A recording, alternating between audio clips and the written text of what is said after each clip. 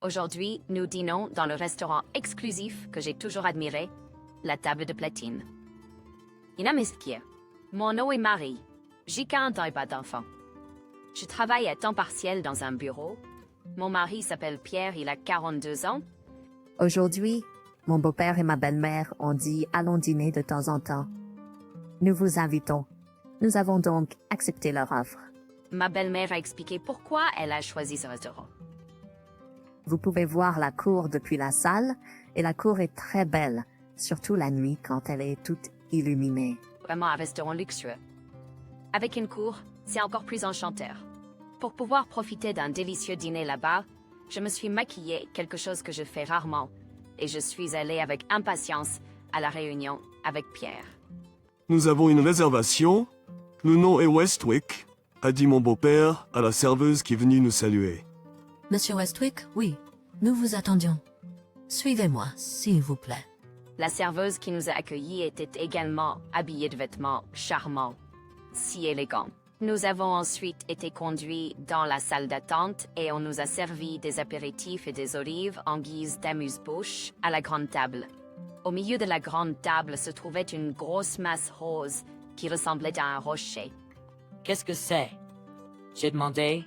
Est-ce que ça pourrait être une pierre de pouvoir? C'est presque trop gros pour que je puisse le tenir. C'est du sel rose de l'Himalaya. Vous devez saupoudrer cela sur le steak quand il sera servi, a expliqué mon beau-père. Waouh! J'ai été surprise par l'explication de mon beau-père. Je ne savais pas qu'il existait un si beau sel rose. Tout était incroyable. Mais contrairement à mon humeur exaltée, quelque chose d'étrange a commencé à se produire au restaurant. Peu importe combien de temps nous avons attendu, il n'y avait aucun signe que nous allions être conduits à nos places pour dîner. Les olives étaient toutes parties et les verres qui contenaient les apéritifs commençaient à sécher. 1 heure s'était écoulée quand mon beau-père, un peu nerveux, a arrêté une serveuse qui passait et a demandé « Excusez-moi, nous avions une réservation pour 18 heures au nom de Westwick. Notre repas n'est-il pas prêt ?» La serveuse a répondu « Monsieur Westwick, j'ai noté votre nom. Veuillez patienter encore un peu, puis elle est partie, sans revenir. » Au début, ma belle-mère disait des choses comme « soyons patients ». Mais quand 2 heures se sont écoulées, même elle a commencé à dire « c'est trop ». Et à juste titre. Nous avions une réservation pour 18 heures et maintenant il était 20 heures. Mais notre repas n'avait toujours pas commencé. Nous aurions dû avoir fini de manger maintenant. Mais au lieu de cela, nous attendions toujours dans le salon. N'est-ce pas quelque chose qui ne devrait pas arriver, surtout dans un restaurant haut de gamme? Même si ce n'était pas un endroit chic, ce serait quand même étrange. Belle-mère a appelé une autre serveuse qui passait et a demandé « Excusez-moi, mais moi, nous attendons depuis 2 heures depuis qu'on nous a dit d'attendre un peu après avoir fait notre réservation. » La serveuse a dit « Oh !» et est partie en courant. Après un moment, une femme habillée avec élégance est sortie, différente de la serveuse à qui nous avions parlé auparavant. Nous avons tout de suite su que c'était la directrice. Elle devait avoir environ 50 ans. Avec ses cheveux relevés et attachés en une sorte de tour de cheveux, elle semblait encore plus grande. En se présentant avec cette coiffure imposante, elle a dit « Je suis Newport, la directrice de ce restaurant. Je suis désolée pour le désagrément de ce soir. » Nous sommes les Westwick. Nous avons fait une réservation, n'est-ce pas, pour 18 heures. Oui, en effet, vous l'avez fait, a confirmé Mlle Newport. Alors pourquoi ne nous avez-vous pas installés pour notre repas à 18 heures? Eh bien, je suis vraiment désolé.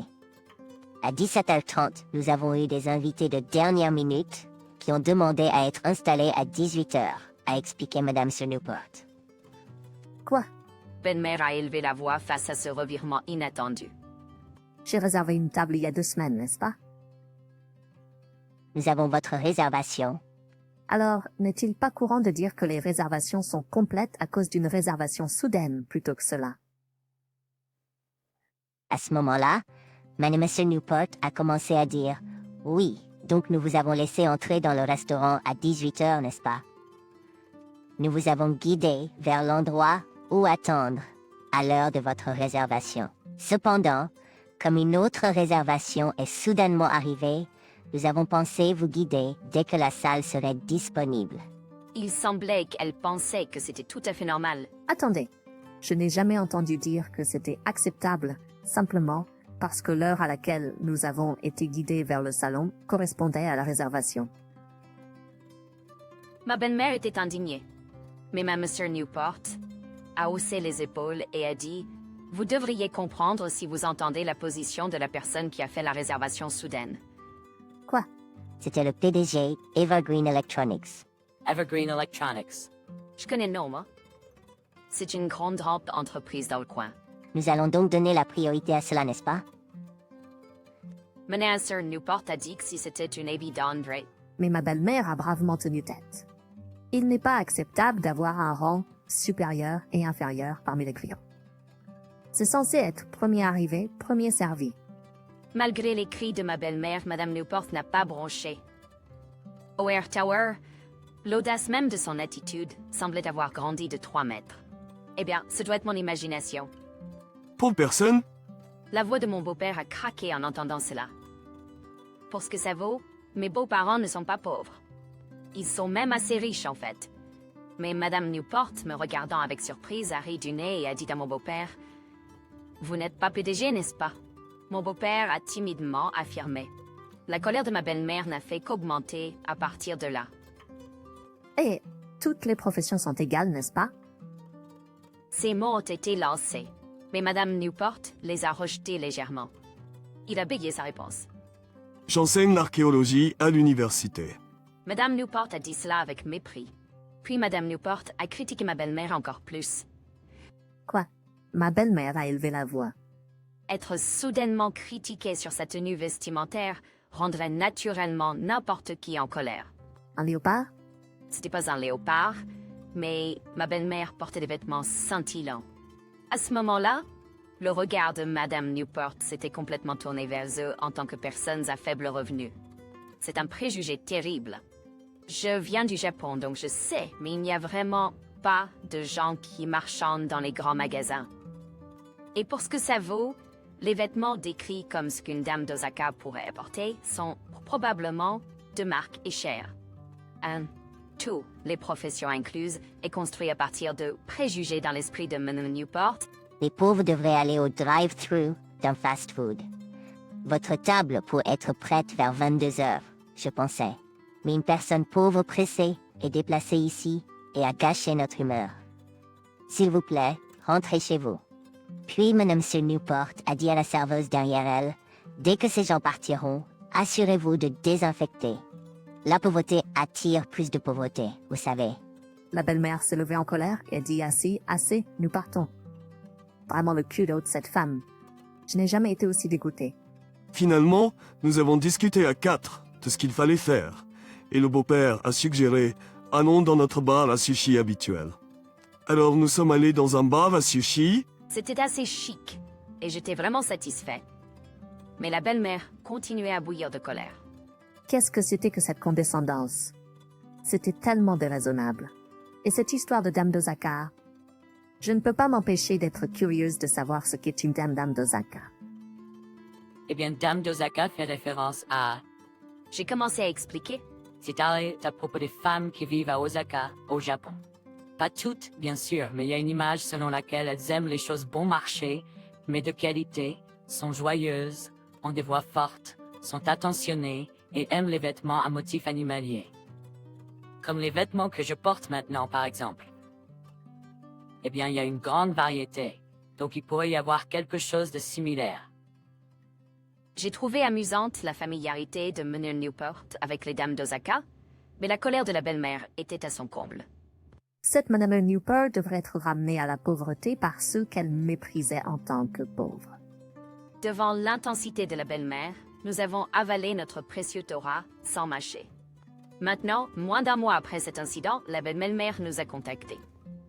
Nous allons au Platinum Table. Quoi? J'ai exclamé. Quoi? J'ai exclamé au téléphone. Même si nous étions sûrs de vivre une autre expérience désagréable, pourquoi? C'est pour le dîner, bien sûr. Allons-y à la même heure que la dernière fois, 18 heures. D'accord. Ils nous ont invités, vous savez, belle-mère à ERFL. Ce week-end, nous étions de retour à la table Platinum à 18h. Dès notre arrivée au restaurant, la serveuse était déjà à l'entrée pour nous accueillir. Monsieur et Madame Westwick, je présume que nous vous attendions, dit-elle, et nous avons été installés dès que nous avons été servis de boissons et d'olives en apéritif dans le salon. On pouvait voir que la salle donnant sur la cour était la meilleure, et les plats qui sont sortis étaient tous incroyablement délicieux. Le caviar et les herbes étaient servis avec chaque plat, tous cuisinés avec beaucoup de soin. Un festin pour les yeux et le palais. Vers la fin, un steak a été servi, et on nous a dit de le manger avec du sel de l'Himalaya. La délicatesse du steak, son goût savoureux et la profondeur du sel de l'Himalaya, c'était divin. J'avais l'impression de flotter vers le ciel. Le jardin illuminé, alors que nous regardions autour de nous, me faisait me sentir comme une reine. Un moment si féerique a pris fin, et alors que nous prenions du sorbet, Miss Newport est venue nous voir. Monsieur et Madame Westwick, comment était votre repas? Oui, c'était absolument délicieux. Ma belle-mère a répondu avec aisance en sirotant son vin de dessert. Voyant cela, Miss Newport avait l'air soulagée et a commencé à s'excuser. Je vous présente mes sincères excuses pour tout inconfort causé par notre impolitesse lors de cette occasion. Mais après que tout le monde ait fini son sorbet, belle-mère a dit « Merci pour votre repas. Je suppose que nous nous reverrons plus. » Quoi? Miss Newport s'est exclamée. Nous sommes venus ici seulement parce que vous avez dit que vous vouliez parler, Maggie. Nous avons mangé parce que c'était soudainement servi. Mais quel est l'intérêt? Quel est l'intérêt après tout le manger et le boire, belle-mère? Comprenez-vous ce qui se passe? Malgré avoir fini son repas si proprement, belle-mère a commencé à interroger encore plus Miss Newport. La voix de belle-mère est devenue plus calme et elle a ensuite avoué sa faute. Nous sommes un lieu social pour les gagnants. Dire à une personne pauvre de partir et de tels propos irrespectueux. C'est vrai. Alors quand vous avez dit ça, ma réponse a été « Oh vraiment ?» Alors mettons fin à l'accord. Belle-mère a posé lentement et calmement son verre. Le visage de Miss Newport est devenu encore plus pâle. La tour de cheveux de Miss Newport semblait être 5 pouces plus bas qu'avant. Et puis le sommet de cette tour de cheveux est tombé. Quelle profonde excuse. Je suis tellement désolée. Je n'aurais jamais pensé que Stellar Tech Group annulerait tous les as. Ah, donc c'est de ça qu'il s'agit. J'ai réalisé. Belle-mère était à la tête du département des affaires générales de Stellar Tech Group, qui avait des succursales partout aux États-Unis. Que ce soit pour la cérémonie de clôture de la formation des managers, les rassemblements d'appréciation, les dîners de groupe, les voyages d'entreprise ou les rencontres intergroupes, c'était le département des affaires générales qui s'occupait de tout. Belle-mère était à la tête de ce département. Elle a dû aussi donner des instructions aux filiales de ne pas utiliser ce restaurant. C'est toi qui as arbitrairement décidé que tu n'es pas un gagnant si tu n'es pas PDG et pas un gagnant si tu portes de l'imprimé léopard, n'est-ce pas? Ne sous-estime pas le département des affaires générales et ne sous-estime pas les gens qui ne sont pas PDG. Je suis vraiment désolée pour le manque de politesse. Je suis tellement désolée. Mr. Newport s'est incliné plus bas. Pourquoi exactement es-tu désolé? Aimerais-tu me le dire? J'ai mal jugé, Madame Westwick, en pensant que vous n'étiez pas une gagnante en fonction de votre apparence.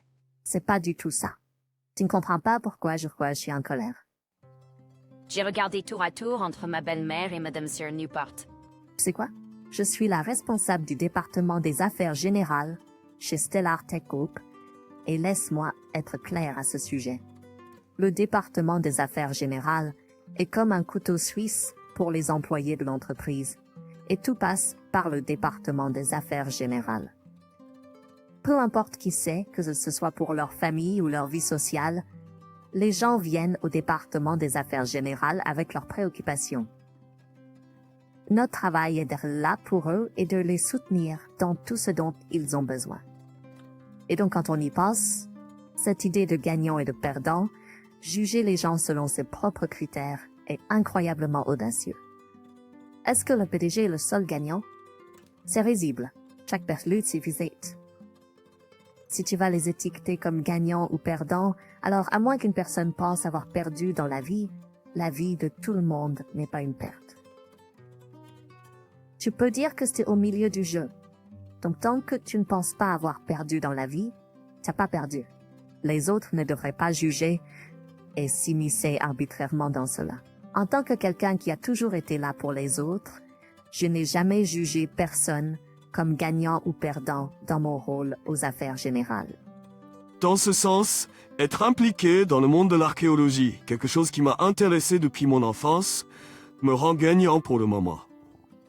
Bien que ordinaire, apprécier des conversations décontractées avec Marie et avoir une famille comme ça me fait aussi sentir gagnant pour le moment.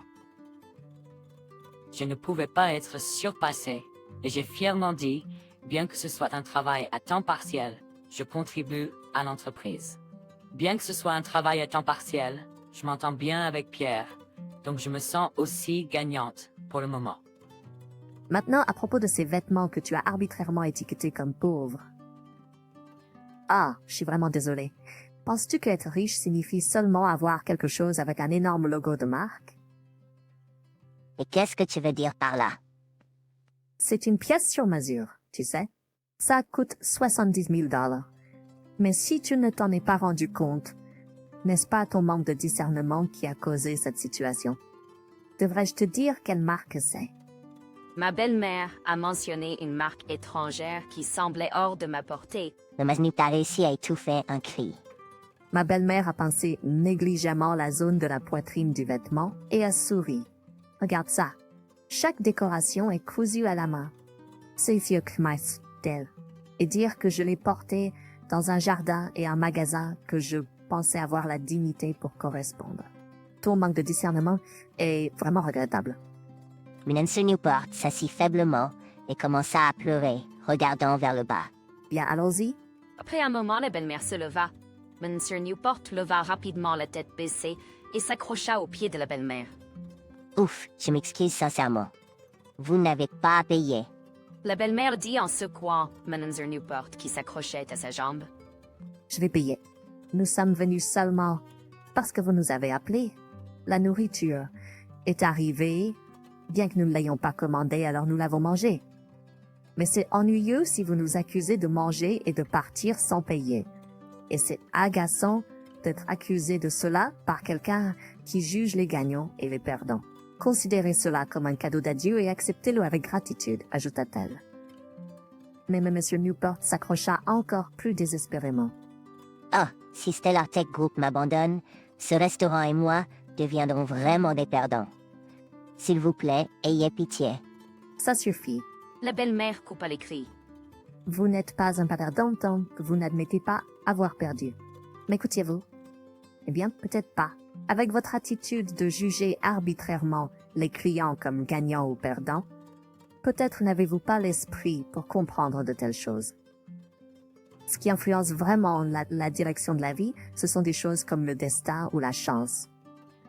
Dans ce sens, ce restaurant fait face à une bataille difficile avec de forts vents contraires. Mais considérez cela comme une revanche pour avoir méprisé les gens et les jugé. La belle-mère a finalement secoué Mme Newport. Toujours en pleurs et en s'accrochant, Mme Newport a entendu la belle-mère dire « Vous avez donné la priorité à Evergreen Electronics plutôt qu'à nous. Et ils sont un client de Stellar Tech Group. Leur PDG ne viendra probablement plus. » Peu de temps après, The Platinum Table a fait faillite.